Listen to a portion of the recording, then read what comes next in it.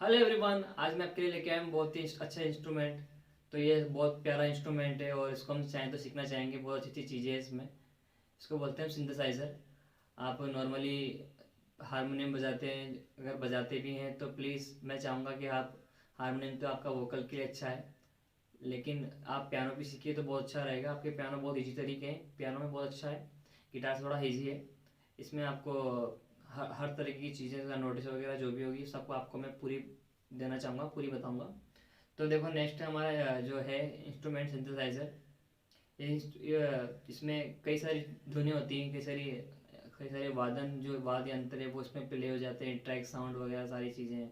जितना महंगा keyboard purchase करते हैं उस हिसाब से हमारा उसमें सारी चीज़ें मिलती है। और हम नॉर्मली अगर सीखने के हिसाब से लेते हैं तो नॉर्मल छोटा कैशो भी ले सकते हैं। तो सबसे बेस्ट कीबोर्ड है कैशो कंपनी के। सबसे अच्छे कीबोर्ड आते हैं, यामा के भी अच्छे आते हैं, लेकिन आप कैशो ले लो सबसे बेटर है। क्योंकि मेरे पास अभी है सबसे पुराना कीबोर्ड है कैशो 7300N।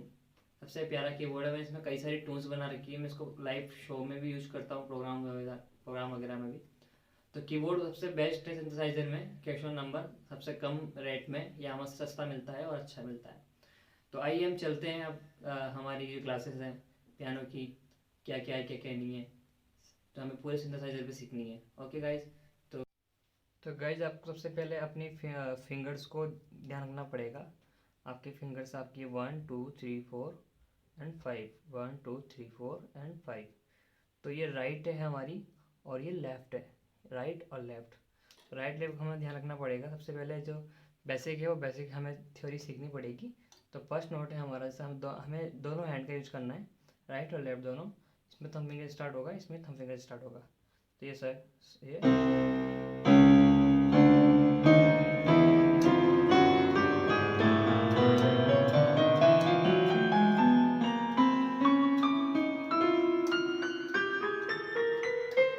एकदम बराबर चलना चाहिए हमारा दोनों हाथ। उसके बाद नेक्स्ट देखो, ये ऐसे ही हमें वापस रिपीट, इसको वापस लाना है।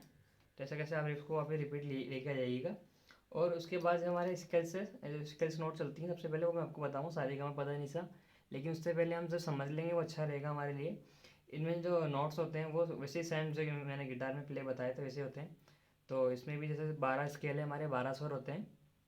कोमल स्वर होते हैं हमारे 4 स्वर कोमल होते हैं। हमारा एक स्वर होता है हमारा म, वो तीव्र होता है। और बाकी जो 7 बचे हैं वो हमारे शुद्ध स्वर होते हैं। तो 12 स्वर की कुल संख्या हमारी 12 होती है। तो 12 में से 7 स्वर हम प्ले करते हैं, सारे का मैं पता नहीं सा, बाकी छोड़ देते हैं। तो आपको मैं एक चीज़ बता दूं कि यहाँ से लेके यहाँ तक, मतलब एक तरीके से यहाँ से लेके और ये यहाँ तक, यहाँ तक, ये पूरे यहाँ से लेके यहाँ तक 12 स्वर होते हैं। 1 2 3 4 5 6 7 8 9 10 11 12। तो ये 12 नोट हमें यहाँ से लेके और यहाँ ध्यान रखना है। उसके बाद वापस 12 यहाँ से लेके यहाँ तक, सेम है बिल्कुल।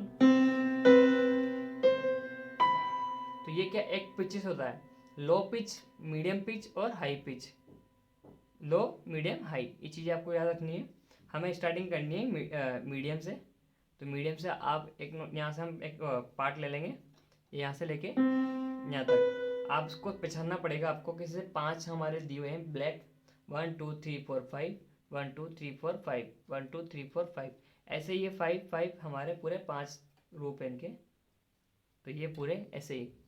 हारमोनियम में ज़्यादातर इतना होता है, उसमें जो कीज होती हैं शायद 44 होती हैं या 42, लमसम 38 भी होती हैं। तो कीवर्ड में भी कई तरह की होती है, 76 होती है और 64 होती है। तो ये कीज के हिसाब से जितना लंबा कीबोर्ड होगा उस हिसाब से देखो। तो ये हमारा सी, हम स्केल नोट देख लेते हैं। जैसे सी और C sharp, D, D sharp, E, F, F sharp, G, G sharp, A sharp and B. तो लास्ट बी तक हमारा होता है, सी से लेके बी तक। वापिस बी के बाद चल जाएगा हमारा C, C sharp, D, D sharp, ये ऐसे कैसे हमारा रिपीट बढ़ता रहेगा। वापिस सी, तो C1, C2 and C3, C4, C5 and last C6। अधिकतर जो कीवर्ड मैंने आपको बताया, ज़्यादा भी होता है C7, C8। इस तरीके से हमारे कई सारे नोट्स होते हैं। तो ये चीज़ें आपको याद रखनी है। लो से लेके हाई तक पिच हमें बजाना है, मीडियम। तो सबसे पहले हम चलते हैं, आज बेसिक नोट हमारा सारे का में पता नहीं सा है, तो वो हम कैसे निकालेंगे कैसे नहीं निकालेंगे। तो एक टेक्निक मैं आपको बता दूँ, पहले आपको 12 स्वर के बारे में नॉलेज होनी जरूरी है आपकी। अगर आपको 12 स्वर याद नहीं होंगे तो आप हर गाने को हर जगह से बजा नहीं पाओगे, स्केल नोट प्ले नहीं कर पाओगे। तो हर चीज़ हमें, जैसे कॉर्ड्स वगैरह बनानी है तो सब तरीका हमें पूरे उन नोट से ही मालूम होगा। बस हमें टोटल ओनली 12 स्वर के बारे में याद रखना है, वो पूरी चीज़ें हमें बताएंगे। तो सबसे पहले हम चलते हैं जैसे सी नोट, C3 से, C1 C2 एंड C3। जैसे सा तो C1 C2 C3। तो हम C3 से प्ले करते हैं। सबसे पहले हमारी फर्स्ट फिंगर है वो है ये वाली फिंगर है थंब फिंगर। थंब फिंगर हमेशा याद रखना कि ऊपर वाले नोट है उसमें ऊपर वाली फिंगर आएंगी, नीचे वाले नोट में अधिकतर ज़्यादा यूज होगी थंब फिंगर। तो 4 फिंगर ले लेंगे, 5 1 2 3। तो ये 5 1 2 3, उसके बाद 4। जैसे हमारे स्वर टोटल सारे का में पता नहीं सा में तो 8 हो जाते हैं, क्योंकि सा से लेके सा लास्ट। तो ये सा, अब ऐसे आपको ध्यान रखना है सा, मैं आपको समझाता हूँ। सा ये हो गया रे कोमल। अगर हमने सी नोट से सा बनाया तो ये सा के बाद रे कोमल हो गया, और उसके बाद ये रे शुद्ध, ये ग कोमल, ग शुद्ध, म तीव्र, प ध कोमल, नी शुद्ध, नी कोमल एंड नी शुद्ध और सा। तो ये आपको पूरा ध्यान रखना है। तो अब इसमें से हमें ओनली जो लेना है वो है सारे गा मा पा धा नी सा लेना है। तो हम ये ऊपर वाले जो नोट है ब्लैक 1 2 3 4 5, ये शार्प नोट है, इनको हम क्रॉस कर देंगे, इनको नहीं प्ले करेंगे। ओनली नीचे वाले नोट जो यहाँ से लेके यहाँ तक है, इसको हम बजाएंगे सा रे गा मा पा धा नी सा। बस सा रे गा मा पा धा नी सा नी दा पा मा गा रे सा। इस तरीके से जैसे हमने ये नोट बजाया सी डी। अब इसमें से हमने निकाले ये जो कॉमन स्वर थे और तीव्र स्वर थे, इनको हमने काट दिया। सी के बाद जो ये थे सी शार्प, इसमें D sharp, F sharp, G sharp, A sharp, ये हमने शार्प जो नोट थे वो हमने बिल्कुल क्रॉस कर दिए। और जो जिनमें कोई शार्प नहीं है वो हमने प्ले करे नीचे वाले, C D E F G A B C सा रे गा मा पा धा नी सा। इंग्लिश वाली में बोल सकते हैं डो रे मी फा सो ला टी डो, इस तरीके से। तो ये तरीका होता है। अब इसमें से हमें नेक्स्ट स्केल बजाना है, तो क्या करना है, देखो आपको कुछ ही नहीं करना है नेक्स्ट स्केल बजाने के लिए। जैसे हमने सी डी एफ यहाँ से बजाया था पूरा सारे गामा पा धा नी सा।